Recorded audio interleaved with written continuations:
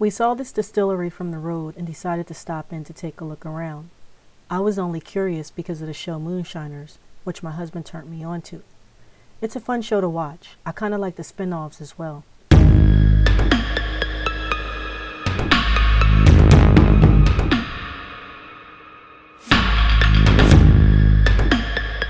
While moonshine is used to describe illegal homemade alcohol, legitimate distillers such as the old Tennessee Distilling Company sell moonshine or whiskey legally.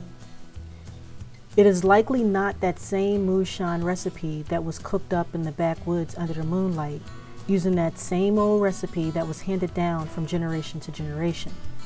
Because there is no official U.S. government regulation for the use of the word.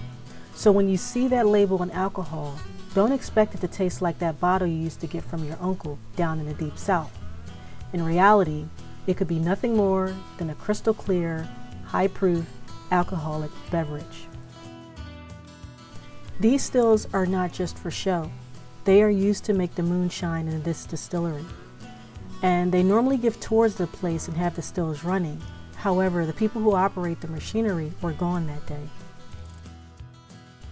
Making and selling moonshine is illegal without the proper permit, but you can own a still in some states, as stills are used for other things than just making moonshine. Moonshine originated in England and made its way to the U.S. in the 18th century. It's a high-proof alcoholic beverage that was illegally made during the Prohibition period in the deep woods of the United States. The people who made moonshine during this period were called bootleggers, who were always looking over their shoulders trying to avoid encounters with local and federal law enforcement. Although moonshine is mostly associated with the mountainous areas of Tennessee, North Carolina, and Georgia, its origins could also be traced back to Pennsylvania and other grain-producing states.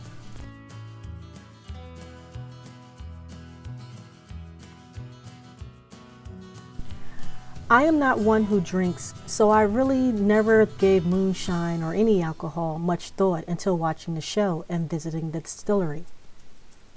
I first heard about Marvin Popcorn Sultan from the show Moonshiners, and he seriously reminded me of my uncle from North Carolina. I think my uncle was the one who got the real deal moonshine for our family. This experience sure did bring back memories I completely forgotten.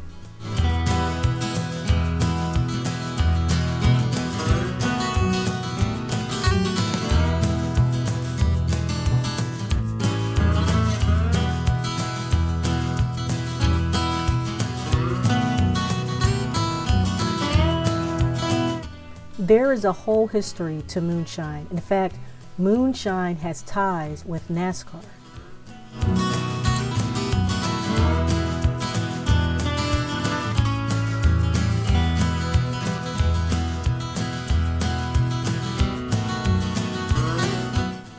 I hope you enjoyed this video.